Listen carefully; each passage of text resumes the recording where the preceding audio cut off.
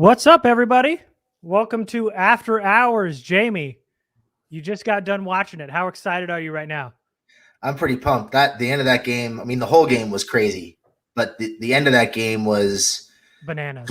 it was bananas, but it was exactly what we've been waiting. We spent 8 years waiting for Mike McCoy and Anthony Lynn to go out and win a game, and they didn't leave anything to chance. They pushed the ball down the field. They got the win they needed.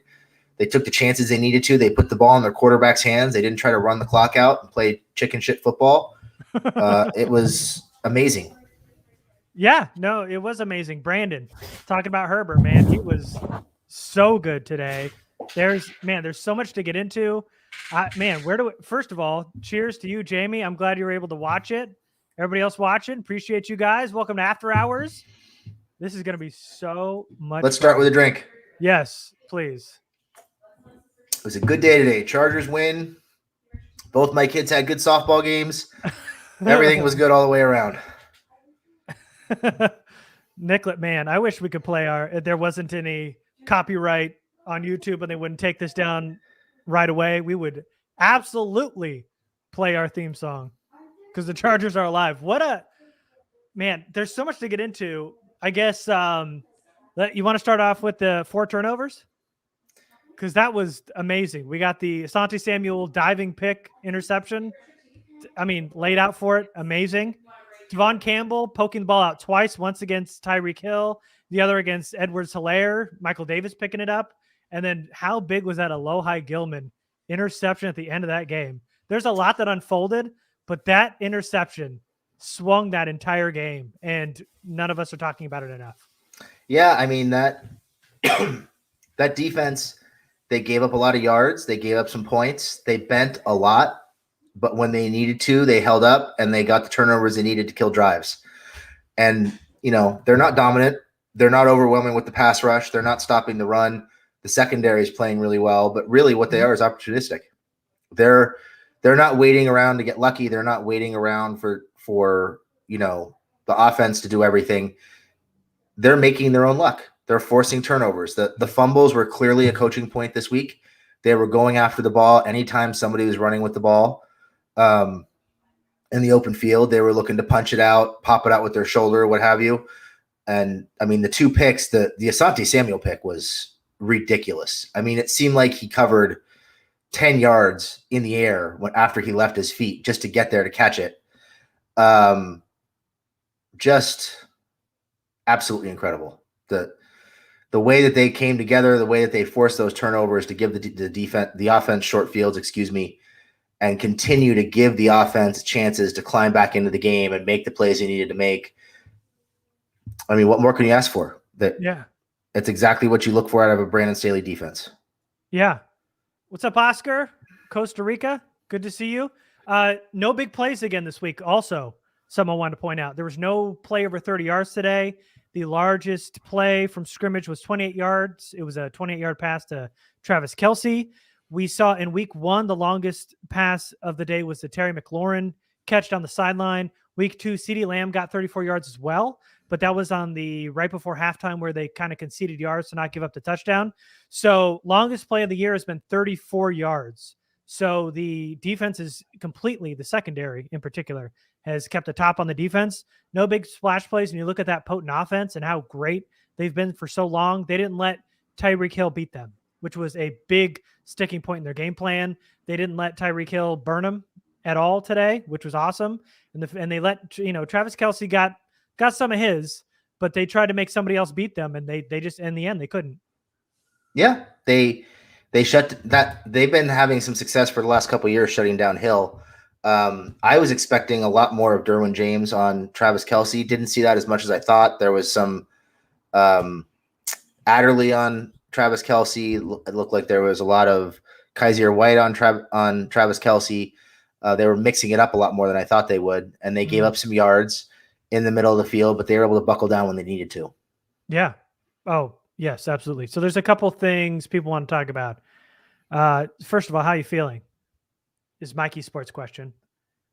Amazing, right? I feel amazing. Okay. Yeah. I'm asking you. I'm not talking to Mikey. You feel good? I feel great. I mean, like I said, Chargers won. My girls had a great day on the softball field. Chargers are tied for second place in the division. They're ahead of the Chiefs. Who would have thought that at this point of the season? And looks like the arrow is pointing up. They still have some things to clean up, but man. They're third in the division, aren't they? Raiders and Broncos both won today. Oh, you're right. I was thinking. Yeah. Yep, you're right. Still, yeah, they got the Raiders Monday night. And the Broncos have played a team for a combined 0-9. They've played winless teams in their first 3 games. Craig Smith's got something for us. Tranquil White at inside linebacker, K9 at the edge rotation, please and thanks. Yeah, buddy. We agree. Yeah, getting K9 on the edge would be nice since the pass rush isn't quite up to par. But, man, Tranquil, he got a much bigger role today, and he popped a lot. Yeah, he gets on the field and he makes plays. That's all he does. He's coming downhill. He reads things much more quickly than Kenneth Murray does. He's a much more sound tackler, and he's better in coverage. So having him on the field with Kaiser White gives them a lot more options defensively. It makes them a lot more well-rounded, a lot more versatile with their linebacking core. Murray just, unfortunately, isn't getting it done. So they need to make some changes. And, we talked about Murray moving into that edge rotation the second they hired Brandon Staley. Yeah. It's something we talked about even when they drafted him. He is not a read and react linebacker. He's not somebody who should be playing middle linebacker. He should be on the edge. He should be allowed to attack. He's just really out of sorts. He's playing out of position, and it's just not working. So they need to figure out a way to get more out of him. Yes, we agree. More Tranquil. Absolutely. I didn't see this. Alistair Shaw, you guys noticed Staley referring to Tavon Campbell as Trayvon with an R? Found it odd. Such a detail-focused coach. Yeah, getting your corner's first name wrong, not a good look. Yeah. It's fine, but, not great. Not great. Yeah. You'd expect him to know everybody's name for a relationship-oriented guy. Yeah. Well, yeah. With as much as he's focused on being close to everybody, yeah, you think you'd know Tavon. Jay Cibrian brings on a pretty good point, which we talked about. I wanted to talk about today. Storm Norton, I don't know if he did well, but I will tell you he was boring in the absolute best way possible. He went against Chris Jones a lot today, and when I saw that matchup when it started, I was very scared. But he did his best, and there wasn't a ton of pressure on Herbert today. The offensive line did good as a whole, as a unit, and Storm Norton not giving up a ton of pressures like last week, and he held up nicely. Yeah, you just didn't see busted play after busted play after busted play with Norton. Seemed like he was doing a better job of getting and sustaining his blocks, keeping his men in front of him, and just keeping guys from getting into the backfield. So he played much better. Still not somebody I'm super comfortable with over the long haul at right tackle, but nobody is. Nobody is. But still, I mean, gotta commend him for his performance today. Big improvement over the last week plus, for sure. Mm-hmm. All right. Let's see. Somebody wanted to. So Staley. Got to get into this. What were your reactions when you saw Staley stick to going for it on 4th after the penalty? I assume he's talking about the last play where it was. What was it? Was it? It was 4th and 9 from the 35. It started as 4th and 4, though, right? And then it was 4th and 4 from the 31. Yeah. And they got the penalty, or the 30. Yep. Then they got the penalty. And it was 4th and 9 from the 35. Big credit for having 48-yard field goal. Could have taken the field goal. Went for it. I give him huge credit for having the sack to go for it there. A lot of coaches, probably most coaches, would have just kicked the field goal and let the defense try to win it. But he wanted to put 7 on the board because he knew he couldn't rely. Well, first of all, he knew he couldn't rely on the kicker.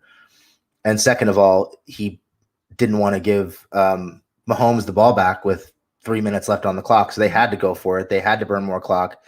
They had to score points. So I didn't think he had much of a choice, but I still loved it just because you got to go in there and take it from the Chiefs, especially in Arrowhead. You have to take it from him. And it looked to me watching it on television, after I got back from the softball games, looked to me like Herbert was trying to talk him into going for it.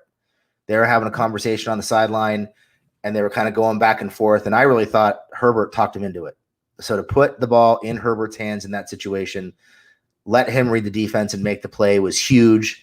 And it worked. I mean, they got the PI. They were able to keep the ball, go down and score points. It's just so opposite of what we're used to. Both McCoy and Lynn would have kicked the field goal there, 100%. Oh, you kidding? Yeah. Probably gets blocked and run back for a touchdown or something crazy like that. They lose in that kind of fashion. Yeah, Yep. absolutely. Yeah, Absolutely. I mean, that's a game they 110% lose 10 out of 10 times with McCoy and Lynn, quote unquote, managing the game for the final 4 minutes. But Staley managed it perfectly. Yeah. And so even, King James, part of that decision, there were winds up to 20 miles per hour. I don't care if it's 20 miles per hour at his back going into the uprights. I would have absolutely gone for it like Staley. Staley, the balls on this man today was just outstanding. After the first mixed extra point going for 2 early in the game, huge. There was another time in the game, third quarter, they could have taken the field goal, went for it on 4th down, got it, was successful, eventually led to a touchdown later in that drive. The opting not to go for a field goal to tie the game, to go for the win, amazing. There was that other 4th down play where, unfortunately, they got the illegal shift again, which I'm sure we'll talk about in a second. They got the illegal shift. They got it with Keenan, but the penalty negated it, and they had to punt it. But again, going for it on 4th down, he is going to go for it.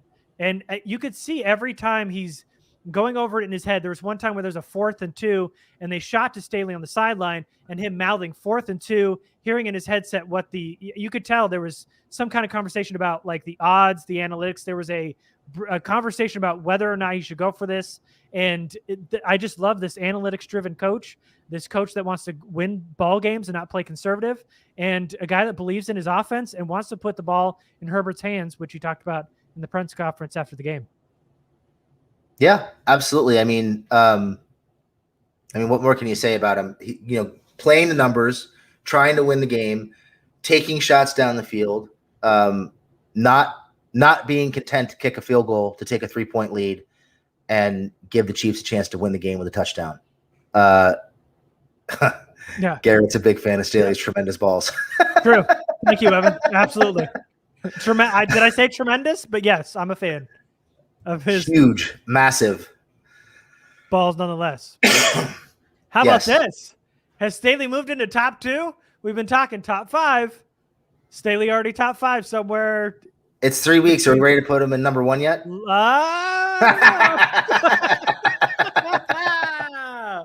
Oh, man. All right. So talk to me about the red zone offense. How are you feeling about that? Well, it was much more efficient this week than it was the first 2 weeks. They cut back on the turnovers, which was good. They protected the ball very well. They ran the ball a little bit more in the red zone than they had in recent weeks, which I think helped loosen up the passing game a little bit. I mean, the illegal motions, the illegal shifts have got to stop. I mean, that's just stupid, sloppy mistakes, taking points off the board. Can you block that Adolf Hitler Nazi guy? I got it. Out of there. Yeah, I got it. Thank you. That's why I'm trying to get you to talk. I'm just trying to get him out. Go ahead. I lost my train of thought. You were talking about the red zone offense. Oh, yeah. It seems like they're cleaning things up. They're trying to get the ball in the hands of their playmakers. They're running the ball a little bit more to keep the opposing offense honest. It seems like they're creating more simple reads. The first touchdown pass that Herbert threw today was great. I mean, you watch, he's looking at Steven Anderson in the flat. He pumps to Steven Anderson to pull the linebacker out of the passing lane for Keenan, comes back and throws the ball to Keenan in the middle of the field. Just a total veteran move, manipulating the defense with his eyes, coming back and making the throw, even throwing a pump fake in there. I think the red zone offense is getting better, and if they can eliminate those two or three false or illegal shifts, I feel like this is a totally different feel of a game. I mean, one illegal shift took a touchdown off the board. Another one took a 30-plus yard gain off the board. Excuse me. They could have very easily put up 40-plus points in that game. Yeah. Yeah, no, I absolutely love the red zone offense in terms of tempo. I think it felt to me like Lombardi absolutely dictated the red zone offensive tempo. They went quick. They pushed the pace. They ran the offense in terms of going quickly. It worked on the second touchdown because they had some confusion up front. The Chiefs did. Eckler was open on out of the backfield, and the Chiefs just lost Eckler with no real time to set. He was able to score a touchdown there. And on that last touchdown to Mike Williams, Williams said in the press conference that it was a run play at that point, and Herbert said, hey, just look for the fade route just in case. If you got one-on-one, I'm going to go to you. And Herbert saw that he was one-on-one, and he went to Herbert. It was basically a jump ball to Mike Williams. I mean, there was nobody there. It was an easy pitch and catch, and they got the touchdown. So to me, the thing that I like, while, there was some ugly possessions there in the red zone, especially the second last one, and they kept getting pushed back and forward, all that whole thing. But the thing that I loved is there was more tempo today. They were definitely trying to dictate the pace in the red zone. There wasn't a lot of sitting back and letting it happen like we've seen the first 2 weeks. There was definitely a emphasis on going for it.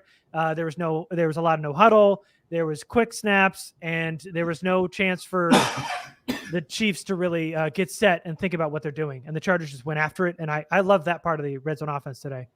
Yeah, that was the best part of the red zone offense, the tempo. Thank you for bringing that up. Yep. When you go in and another scouting point, we talked about the scouting point with being able to punch the ball out with Chiefs ball carriers. This seemed like a scouting point too. The Chiefs defense like to communicate. They like to get on the field, see what's happening, make their changes on the field, and communicate with each other. The Chargers were not allowing that to happen.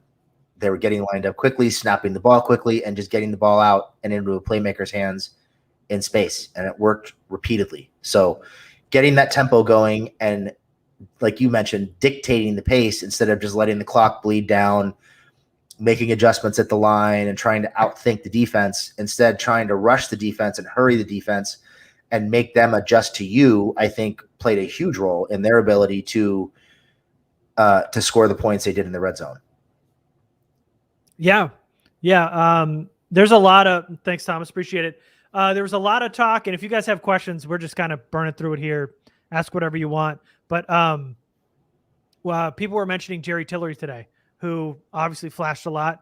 He had some big plays on the Chiefs' last drive before the half, and he added some pressures today. Was much more in the backfield than we've seen the last 2 weeks, and he was getting after it today. Yeah, it seemed like they did a better job of running stunts and twists up front and creating rush lanes for people on those stunts and twists, which I think helped him quite a bit. Yeah. He was doing a better job of shedding blockers. It seemed like he had a couple of run stops, at least early in the game, where he was getting stood up and he shed the blocker and made the play. Much more penetration from Tillery. So it's encouraging to see that because they need him to be what they drafted him to be. They don't really have a difference maker on the interior defensive line. So they need that from him in a big way. All right, question here from, I just missed it. Anyway, hold on. Here we go. Guy next. What are you guys thinking about the running back situation so far? 3 weeks in? I think the running backs are secondary or tertiary players in this offense. Yeah. They're there kind of for window dressing. They're there to keep the defense honest. They run the ball for effect. They're not looking to run the ball for 150 yards. They're looking to use the run to keep the defense honest and mix things up and set up the play action pass.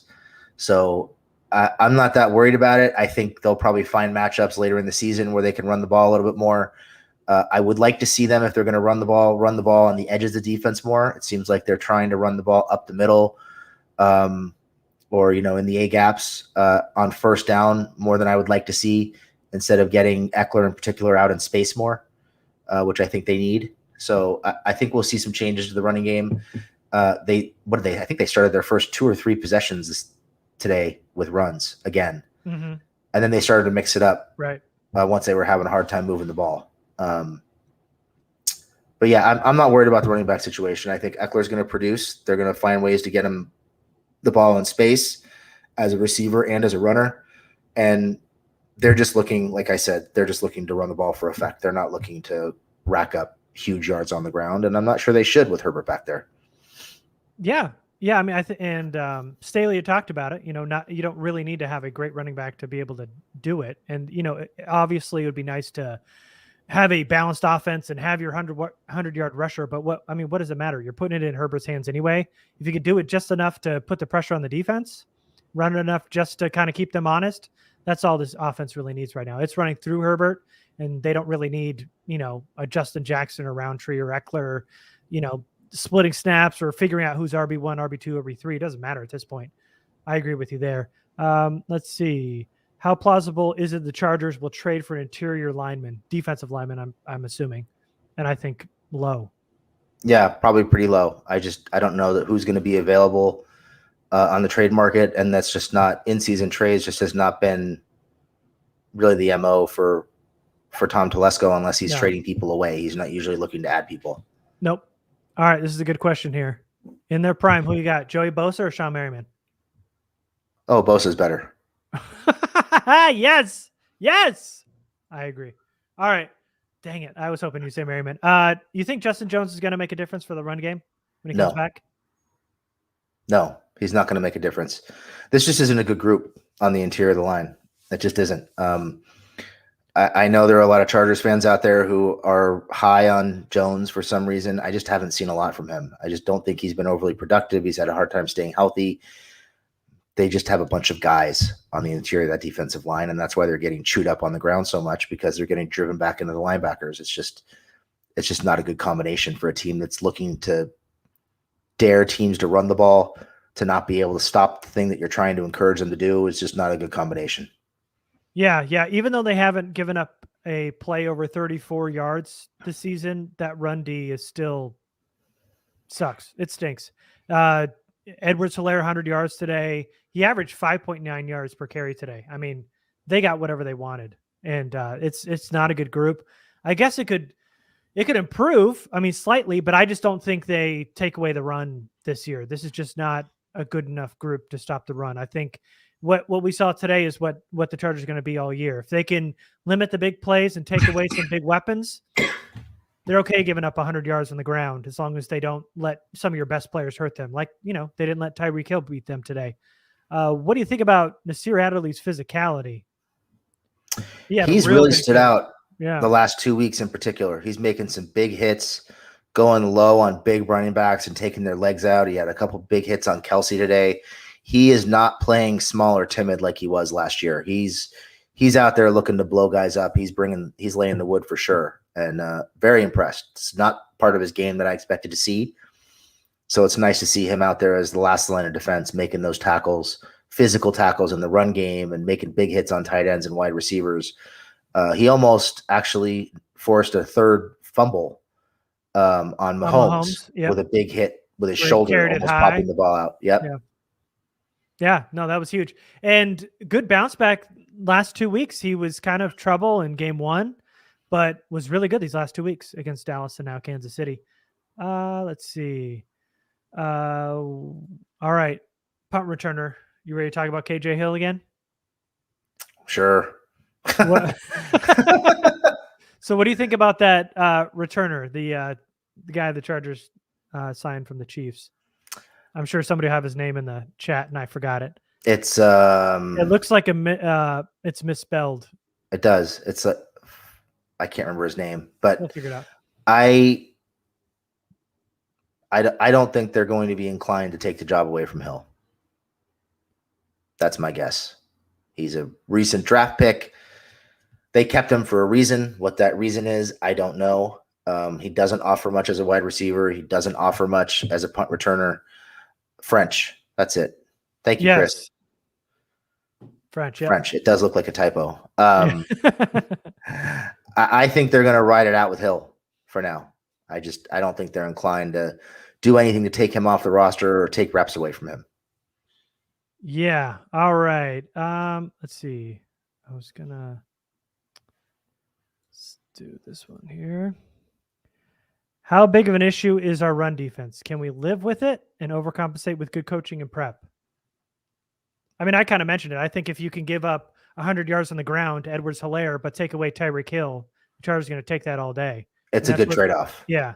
That's what they're going to do. They're going to give you the yards on the ground, but then take away all the splash plays. Yep. They possibly can. Yeah, and you're more likely to win games that way, in my opinion. as painful as it is to see them run for 6 or 7 yards a clip. That's the way you want to do it, is take away those trade 5 or 6 yards on the ground for splash plays in the passing game. So a lot of people in the chat talking about Mike Williams, a hell of a game again today, 3 weeks in a row, a whole different player in this as the X receiver in Lombardi's system. He is absolutely the difference maker for Mike Williams and in this role. And somebody was asking if you think it's because of his contract situation. He's playing for a new contract, obviously. Do you think that has anything to do with it? I mean, I'm sure he's extra motivated playing for a new contract. I just think they're putting him in more advantageous situations. They're not just asking him to run fly patterns down the sideline. They're creating one-on-one matchups for him. They're giving him the ball in space, giving him an opportunity to make plays with his legs. He's catching the ball more consistently because he's not having to make those jump catches on every rep that he gets. They're doing a better job of scheming to his strengths instead of just asking him to be one thing all the time. In terms of his contract extension, I mean, the top receivers in the league are making $16 to $20 million a year. And he's already making almost 16. So you're probably looking at him making 18, 19 a year. And they're already paying Keenan, I think 16 or 17, if I'm not mistaken. So I'm not sure that it makes sense to pay 2 wide receivers that much money. I would be surprised if they pay Mike that kind of money based on 1 big year out of 5. Just a hunch. Yeah. And I knew we were eventually going to get to this. Chargers need a new kicker already. Vizcaino missed 2 extra points, made his 1 field goal of the day. I mean, can we just get rid of kickers in general? Like, I don't even want to. Let's just go for 2. Let's just go for 2. Go for 2 on the touchdowns and go for 4th down. Anything 4th and 5 or shorter inside the 50. They're like the sheep of the farm. They're dumb farm animals. You don't need them. They're useless. I don't want them. So a new kicker, maybe. I don't care. I don't like them. Any of them. The good ones, the bad ones, I don't like any of them. I don't even like talking about them. Why are we talking about this again? Oh boy. All right. Oh man. Somebody mentioned in the chat, I missed it. It was a while ago, but somebody was talking about Andy Reid. I guess he ended up not feeling good today and was taken away in an ambulance and taken to the hospital right after the game. So hopefully he's all right, because he's a real good dude. I'm rooting for him, but that sounds terrible. He was feeling ill, he said, and he had to take a ambulance ride to the hospital after the game. So that's scary. Yeah. Especially good vibes. Good vibes for a guy in his physical condition. When you're not feeling well and you have to take an ambulance, that's always really scary. Let's see. Whoops. I don't know what that was. Oh, Tucker from 66. Do you care about that? I don't give a shit. I don't care unless he's kicking it for the Chargers. It was a game winner too. No, that was impressive. But yeah, man, they're basically llamas. I agree with you. That's it. Go for 2. Yeah, let's see. Oh man, we're talking about trades for kickers? I don't think they're not trading for Tucker. Why would the Ravens trade Tucker? Come on. Why would the Ravens trade Tucker? Why would you trade a 1st-round pick for a kicker?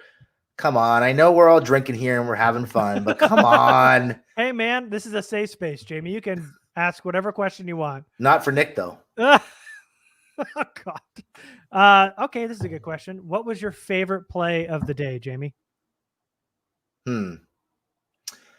I think it was in the 4th quarter. It was a pass to Mike Williams. I think it was like a 40-plus yard gain where they ran an RPO and Herbert rolled out to the left and Mike ran up the seam and they just let him go. And he made that big catch. There were a couple really fun plays they called. Yeah.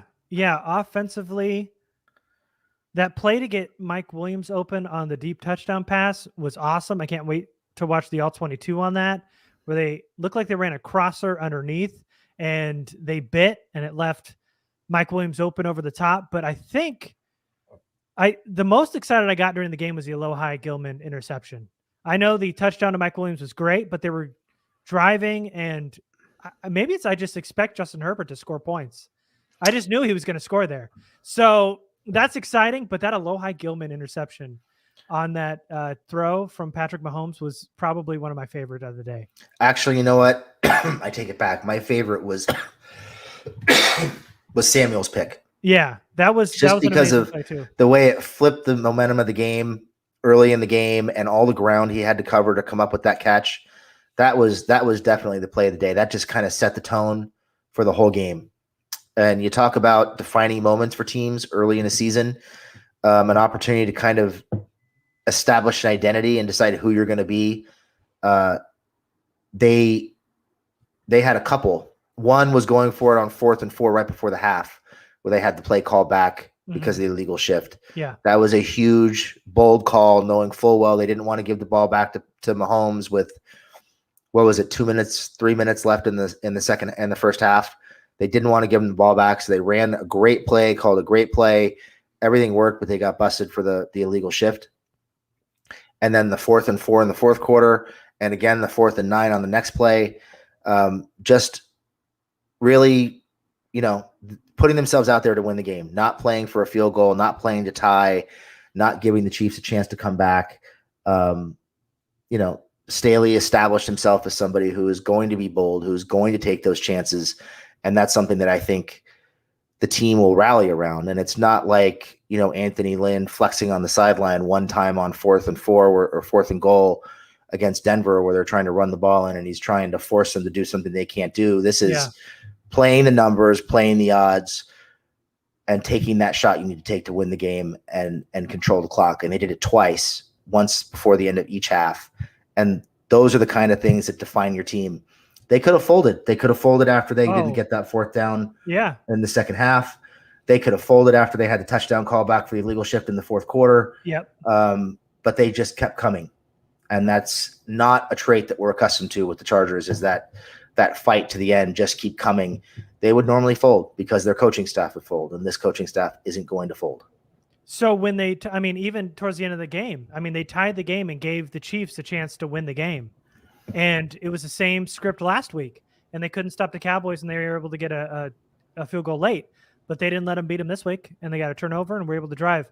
I want to get, this is the way, and we talked about it in week 1 and now again in week 3.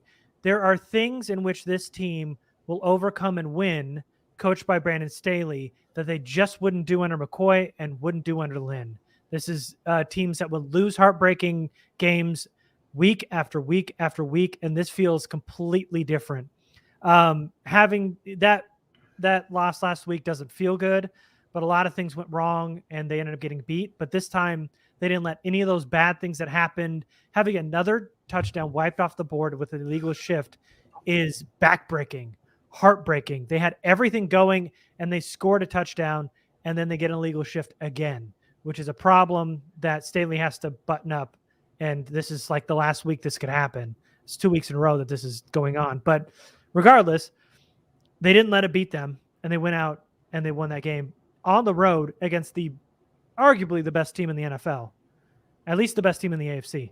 So let's talk about Joe Lombardi. People are criticizing him in his play calling. We talked about the red zone offense and how he was dictating the pace. How did you feel as a whole of him scripting this game this week? I thought the script for the first 15 to 20 plays was not great. Running the ball too much on first down, throwing the ball behind the sticks for most of the first quarter. Terrible. They just were not – they weren't taking chances. They weren't playing their brand of football, which is what got them to 1-1 and put them in a position to be 2-0 had they not made so many mistakes last week. So I didn't really care for the early game plan, but it seemed like things started to open up after the second turnover in the first quarter. It just seemed like they started realizing they needed to take some chances and push the ball down the field. And as soon as they started throwing the ball past the line of scrimmage, past the first down markers, they started moving the ball, they started getting into a rhythm, and they started forcing the ball down the field and scoring points, and that's what they need. So I think the game plan got better as it went, and it was great at the end. I mean, they had the Chiefs. You mentioned the red zone tempo. They had the Chiefs completely out of whack in the red zone.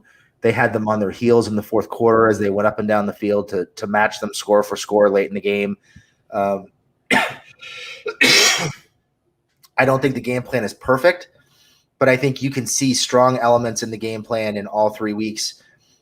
They just have to avoid these slow starts where they're running the ball on first down and they're constantly behind the chains and throwing the ball behind the chains.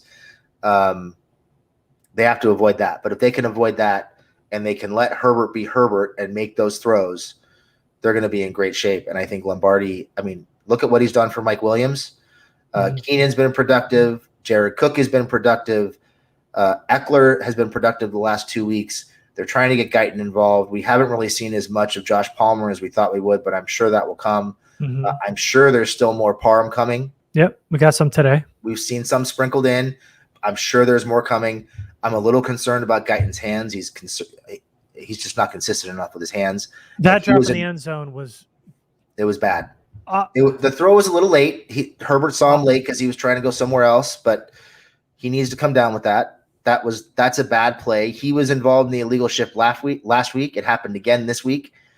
He's just sloppy, and he doesn't seem like he's very detail oriented. So something's going to have to happen there because he's costing them points, and he's not making enough plays to overcome the points that he's costing them.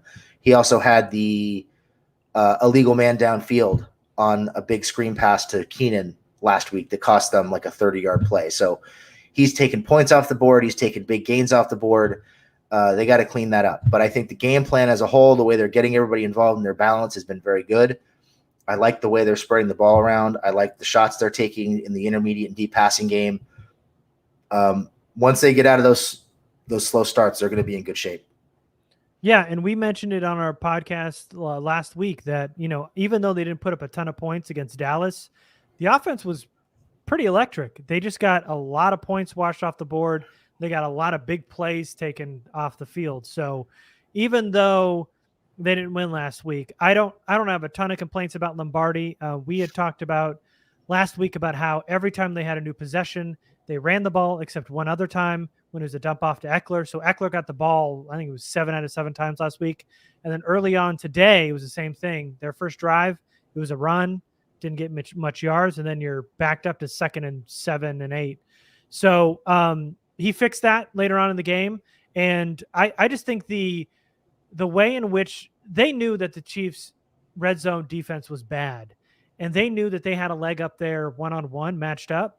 But if you can get yourself another leg up by rushing the tempo and not letting them get set and making them just play on the fly, that's how you beat good teams. They just outplayed their red zone defense, and Lombardi was a big part of that. So I don't have much complaints. I think a lot of people are complaining about it. He's not perfect. I'm not going to go out and say he deserves a head coaching job after this season already. But, I think for the most part, he's got a lot more good than bad. I think this offense has looked pretty good. If you look about how good Herbert's been, Lombardi has a big part of that. So let's go on to a next question here. What do you think about the end of the game? There was time left for Mahomes to still play. There was talk about him kneeling the ball. But like I mentioned earlier, the play in the huddle was to run the ball late to kind of eat some more clock. But Herbert decided, hey, I got Mike Williams on an island on the outside, so I'm going to him. So that isn't all on Lombardi or the coaching staff. That's Herbert taking the matchup, seeing the mismatch, and going after it. So to me, if you can take 7, I know you don't like to give the ball back to Mahomes, but did enough to get the points and trust your defense after that. Yeah, I'm not a big fan of like Vial Productions is saying, kneeling on the ball and kicking a field goal. I just think there's too much that can go wrong with a field goal attempt. And if anybody should know that, it's a Chargers fan. But you can't count on a field goal. Bad snap, fumbled snap, missed kick, block kick. They're having all kinds of protection issues on their field goals right now. That blocking is not good. And Vizcaino already looks like a head case 3 games in. So I would not want to lean on that. I think you have to put a touchdown on the board. you have to make them drive the length of the field and score a touchdown to tie or beat you. You just have to. So I'm fine with the game management. Like Garrett mentioned, they were planning on running it, and Herbert audibled out of it and threw the ball to Mike, and it worked, and it got them the win. So I have no problems with the game management. I think there have been a couple instances where Staley could have panicked and called timeouts in the last couple games and didn't, and just let the clock run. It almost worked in his favor against Dallas before their final field goal last week. It just didn't quite work out, but I think he's managing the clock fine, and they're making smart decisions. So I've got no problem with it. All right. I just want to get you riled up here on a Sunday night. How about paying free agent wide receivers, Jamie? You don't want to pay 16 plus million, but what about Devontae Adams? He'd be pretty nice. You got the two best route runners in the NFL, Keenan Allen, Devontae Adams, side by side. We do not pay free agent wide receivers. No. No. Did I say no? No. Oh boy. I need a drink. This is maybe my favorite after hour so far. I'm getting nostalgic just talking about that game already. Can you be nostalgic just hours after a thing? Sure. Yeah. Okay. Instant classic. Sure. Okay. All right. Somebody asked, and I'm past that already. Did you like this win today more than that 2-point conversion Mike Will in KC a year or two ago? Which win did you like better? I mean, that one was bigger because there was a playoff spot on the line. So the emotion of the big comeback and making those plays to win that game, to me, that was a much bigger win. And at the time, we thought it was kind of cementing them as a threat for years to come. So that's a much bigger win in the grand scheme of things. So I think that just the way that whole game played out was much more exciting, even though this was a really fun win. I'm a prisoner of the moment, and I am imagining this being the beginning of the Herbert and Mahomes rivalry, and they go into KC and beat them. And this is what we're going to see for the next decade of Mahomes versus Herbert going toe to toe. There's something I love about that. Not, Rivers was kind of at the end of his career then. So, now we're talking about a fresh new blood in this organization. I don't know. I enjoyed this too. Let's see. You got a prediction for next week? It's going to be Monday night against the Raiders, the 3-0 Raiders. I don't think the Raiders have really beaten anybody that's all that good. I think the teams they've played are still working some things out, and the Raiders had some luck. So I'm going to say I think the Chargers win that game just because I think they're a better team and I think they're a better coach than the Raiders are. Okay. How about you? You're not answering any of these questions. You're just putting me on the spot. What do you mean? I'm answering these questions too. Okay. I also have to be moderator, producer, podcaster. I'm doing it all. Oh, I have so much on my plate. Drinker, alcoholic. No, I'm just kidding. No, I think the Chargers win that game in Monday night. I just, there's something about the Raiders win. I just feel like the Raiders and Broncos, even though they're both undefeated, are mirages at this point. I don't trust anything Gruden does or says in terms of the franchise or coaching. I think this is where the Chargers break this open. They beat the Raiders, and then the Raiders, ultimately start to fall off. I just don't think that team's very good, and they're overachieving right now against some pretty bad teams. So, I got the Chargers winning. You got a score? I'm going to say 30-24. Chargers. Gee, where'd you get that number from? Did you just say that? Huh? Did you just say that? It was the same score that they had today. I was just giving you shit about. Oh, okay. It's like, if I've been drinking that much, you gave a score prediction and I missed it? No, I was mocking your score because it's the same score they had today. Right. I'm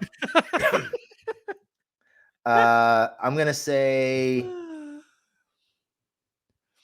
34-24. All right. Chargers? Yep. I said they'd win, so yeah. Good. Okay, just double checking. Sam, would you be worried if Joe Lombardi got a head coaching job, given that he'll be Herbert's third offensive coordinator in 3 years? Not likely to happen, but still. Would you be worried? I wouldn't be too worried. I like what Lombardi's doing so far, but I think I fully trust Staley to do his thing, and I believe everything. I believe in Staley.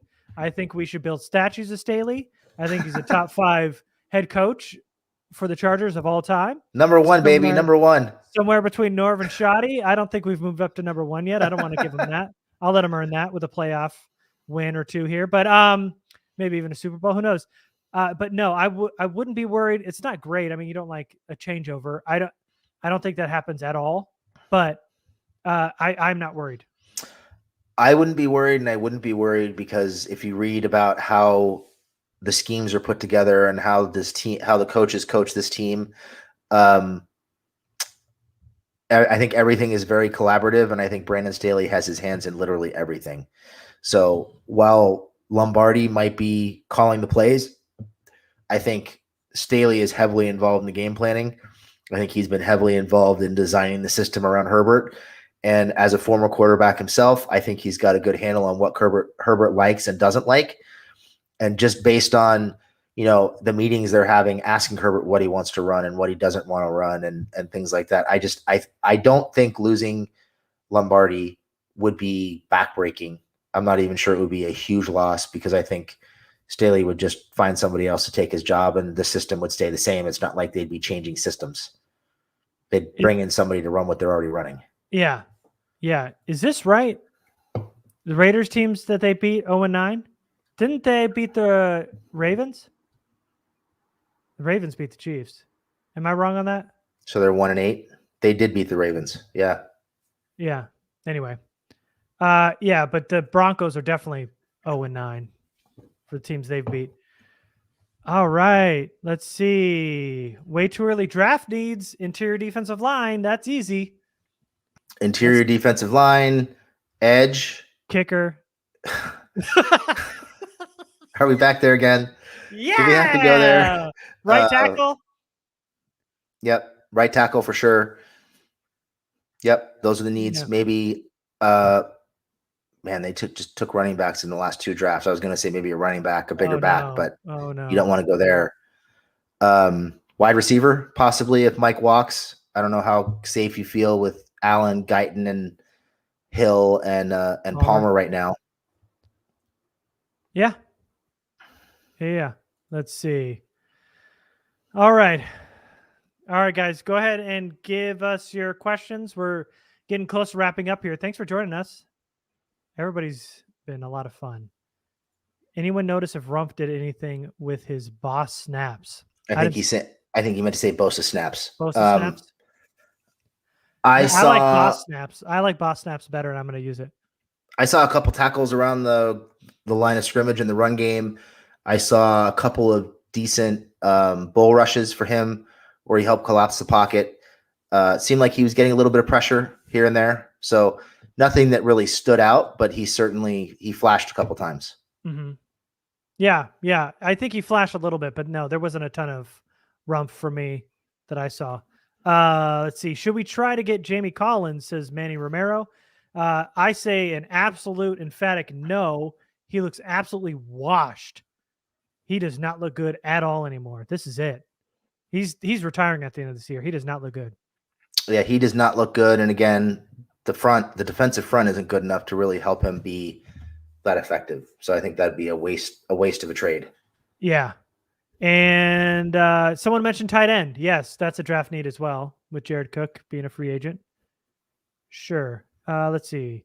Sam, thanks for being here. Is your PayPal beer fund still up? It is. Are you starting a Patreon soon? The answer is yes. We are. Very, very soon. We're going to be doing Patreon. We're going to be doing our own videos for you guys. And we got that boss, like the boss snaps earlier. We got the boss new logo. We're going to be doing some merch here soon too. So look out for all that. That's coming real, real soon.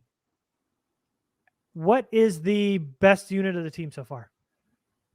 I'd say secondary. I was going to say the offense. Oh, okay. As a whole? I mean, they're moving the ball at will. Yeah. Maybe the wide receiver core if you want to narrow it down. Okay. I would just say Herbert, but yeah, I hear you. Yeah, quarterbacks, that works. I'll see it when I believe it. T-shirts. That was Mahomes' quote. Yeah. Yes. I think what he said is, I'll believe it when I see it or something. Or he had it No, he backwards. said, I'll see it when I believe it, but he Right. meant to say, I'll believe it when I see it. Right. Yeah. Right. Is Asante Samuel Jr. a defensive rookie of the year candidate? I'm sure he's in the running. I mean, we're 3 weeks in. Anything could happen, but yeah, he's certainly standing out. Yep. We're going to be selling T-shirts? I think so. You think McKitty is the single worst pick regardless of draft position ever in the history of the draft? No. I mean, not in Chargers history. Certainly not in Chargers history. You might not be old enough to remember Ryan Leaf, but there were a lot of bad draft picks. Michael Ricks, Ryan Leaf, Brian Still, Larry English. Oh. So Duckworth Bob, not Antoine Cason. Close, buddy. Not even close. But yeah, it's troublesome that your 3rd round pick is a healthy scratch. Much like he's already gone out of my mind. Did you see this? Tackles aren't plays. T-shirts would be lit. Hold on a second. I will get to that. Joshua Kelly. Thank you. I already lost. Oh, you already forgot his name. I already forgot his name. He's been inactive for 3 weeks, and I already forgot. Let's see. Who was that kid that they drafted? Jermaine Fizandy. They drafted out of Oklahoma State years ago. Tackles aren't plays. Yes. That is absolutely a thing we do here on the podcast. Let's see. Most underrated Chargers so far this season, Jamie? Most underrated? Yeah. I'll go with Ode Ibushi, just because the offensive line is playing really well and nobody's really talking about him. Yeah. Oh, man. Fluker, Craig Mager, Trey Pipkins, Ryan, let's see, Larry English, Fluker, Buster Davis. Boy, nothing like drafting a guard and asking him to play tackle. Let me tell you, man. Yeah, if you thought Trey McKitty was bad, boy, do we have a list for you, my friend. Let's see. We forgot Craig the Hammer Mager. Yes, we did. The Hammer. Woo. The Hammer. You could throw Denzel Perriman in that group too. I was just gonna say, Denzel Perriman can be part of that group. Yeah. Most underrated. Let's see. Yeah, I think the offensive line is definitely going underrated. I think Filer and Ibushi have been pretty solid. I think Filer had, I think it's the first week or second week, not a great game. But yeah, I think Ibushi's been really flying under the radar. I think to an extent, Rashawn Slater's been flying under the radar a little bit just because kickers are llama shirts. There we go. Now you guys are doing branding for us. Let's go. I love it. We're going to have like a bunch of them with our quotes in here. But what was I saying? Oh, so offensive line. I think to an extent, Rashawn Slater has been kind of going under the radar just because he hasn't been really giving up a lot of pressures and hasn't given up a lot of sacks, and nobody's really talking about him so much. They did week 1, but he's just kind of flying on the radar, and everybody's like, how's Rashawn doing? And he's been great. He's still been really steady, and nobody's really talking about it. And I know, there's a lot of going on in that offense, and offensive line usually don't get any love, but I'd say Rashawn Slater's kind of going on the radar a little bit just because now Asante Samuel's taken over the rookie class with his big plays the last couple of weeks. And I'm trying to think if there's anybody else defensively, but I mean, a lot of people are mentioning Alohi Gilman just because of how well he's playing. Sure. I mean, he was great. He was great today. I'm telling you, that was one of my favorite plays today, was that Alohi Gilman interception. Let's see. Is Justin Herbert already playing better than Rivers in his prime? We ready to make that claim yet, Jamie? I don't know. Rivers was pretty good there for a long time with some bad teams. I don't know that I'm ready to go there yet, but he's clearly special. Yeah. All right, cool. All right. I think we're all good. If anybody else has any other questions, feel free to send them in. We might be able to do a little something here. take another question or two. But hey, we appreciate you guys joining us here. We're going to do this after every game. We'll see you after the Raider game and from every other game here on out. Feel free to subscribe to the YouTube channel because you'll just get notification, get right on. We'll let you know about the times and all that because those will kind of be fluid, and we'll figure out when we'll be doing it each game. But we'll let you guys know. And I think that's it. Man, a lot of people here today, and this was awesome. A lot of good vibes today. This has been amazing. A lot of fun. Really enjoying these live shows. Yes. Jason, good to have you guys fellows back on a regular basis. 2 times a week, baby. Thank you. Thank you, Michael. Last one. Are the Chargers making the playoffs? Yeah, I think they'll make the playoffs. You? Ooh. Do you think they make? I think they make the playoffs with the second, the wild card spot. I think they'll wind up winning a wild card. I don't think they'll win the division, but I think they'll win the wild card. Win a wild card. You think it's still Chiefs? I think the Chiefs will figure their shit out and probably wind up winning the division. I don't think either the Cowboys or either the Broncos or the Raiders are that good. No, I think things will catch up with both those teams. Like Gus Bradley will catch up with the Raiders. It's just a matter of time. Oh boy. Yeah, that's going to happen. All right. Everybody asking for the beer fund. It's there in the chat. Appreciate you guys. Love you all. Master 03 TGC. Payway. Live show is so much fun. Yes. Let's go. All right, guys. Appreciate everybody. Thanks for joining us. As you see, I'm at Garrett Sissy. Jamie's at Lightning_round. Check out the Lightning Round podcast, which will come out on Wednesday. We're going to just get into this more because this was beautiful. Appreciate you guys. This was awesome. Thank you, everybody, for being here with us. And one last time, shut up, Nick. Oh. He's not even